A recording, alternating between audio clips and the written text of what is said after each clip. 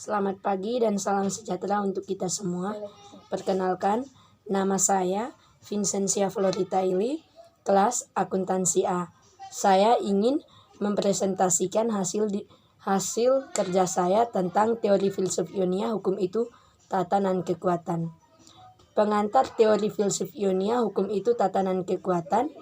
Hukum itu tatanan kekuatan merupakan teori barisan pertama dari filsuf Yunani sebelum abad ke-6 sebelum Masehi yang dikenal dari filsuf Ionia dan generasinya, diantaranya Anaximander, Thales, Heraklitus, dan Empedokles. Mereka sangat lekat dengan generasi Almia dan Mitis. Teori filsuf Ionia mengenai hukum sebagai kekuatan merupakan strategi tertib dari hidup manusia zaman itu yang memiliki adaptasi dengan alam. Sesuai dengan tingkat perpendam di masa itu, alam dijadikan sebagai titik tolak analisis.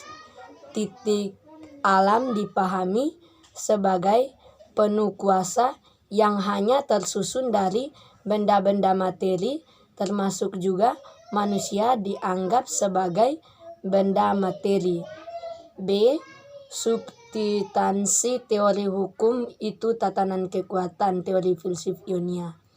Pelajaran dan pesan dari teori filsuf Ionia yaitu dari muatan hukum harus mengandung nilai-nilai moral dan keadilan. Tanpa seperti itu, tampak pada teori kekuatan di atas, aturan-aturan hukum hanya akan menjadi kekerasan yang diformalkan. Dalam pandangan teori filsuf Ionia, hukum dibentuk oleh kekuatan dan diakui saat itu.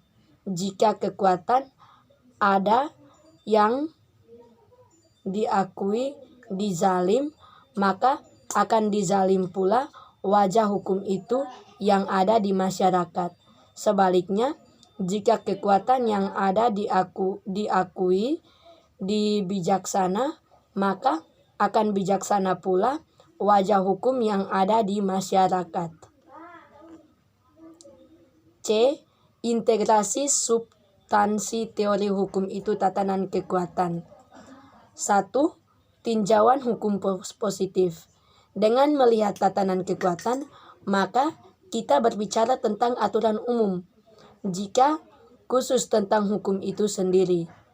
Hukum di Indonesia dengan dasar hukumnya yakni Pancasila. Pancasila digunakan sebagai landasan utama pembuatan hukum lainnya, baik itu Undang-Undang 1945, KUHP, maupun IT. Hukum-hukum ini dijadikan negara Indonesia adalah negara hukum yang tercantum dalam pasal 1 ayat 3. Dalam pasal 170, KUHP diancam dengan hukuman maksimal 12 tahun penjara. Pasal tersebut berbunyi, barang siapa yang di muka umum bersama-sama melakukan kekerasan terhadap orang atau barang, dihukum penjara selama-lamanya 5 tahun 6 bulan. 2. Tinjauan hukum sosiologis. Tinjauan hukum sosiologis.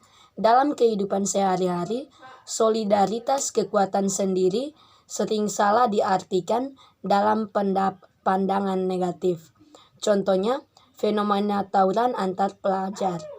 Fenomena tawuran antar pelajar tersebut bagian dari kekerasan masyarakat yang telah berulang terjadi.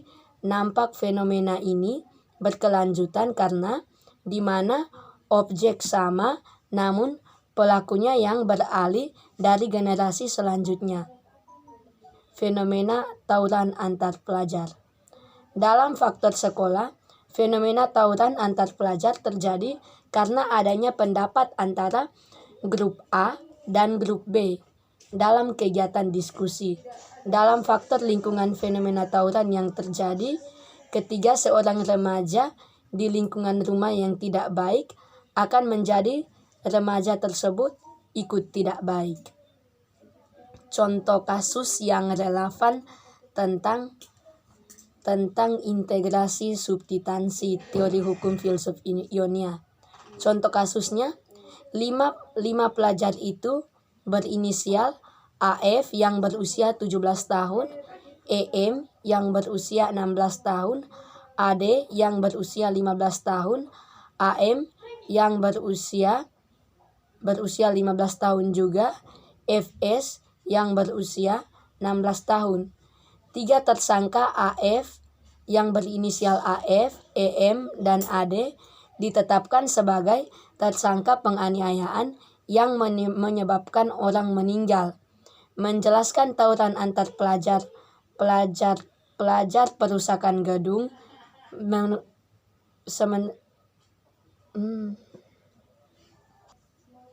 Sementara yang berinisial AM dan VS tersangka perusakan gedung SMK Isata. Asis menjelaskan tawuran antar pelajar tewas terjadi pada tanggal 15 Oktober yang lalu. Dalam tawuran itu, 1 orang yang diketahui tewas akibat dibacok. Asis menyampaikan pembacokan dilakukan oleh tersangka yang berinisial AF, EM, dan AD. Berapa banyak poin yang bisa dilaksanakan dalam mencegah tawuran seperti ini? Yang pertama, perbanyak silaturahmi. Yang kedua, adanya delegasi-delegasi yang kuat, mediasi, memperluas pengetahuan dalam konteks agama, dan memberikan penyuluhan yang efektif. Kesimpulannya, kekuatan merupakan inti tatanan alam manusia sebagai bagian dari alam, tidak terlepas dari kodrat tersebut. Mitis melahirkan konsep tentang kesatuan alam dan manusia. Oleh karena itu, apapun yang dibuat oleh manusia termasuk hukum harus mencerminkan dan searah dengan tatanan alam.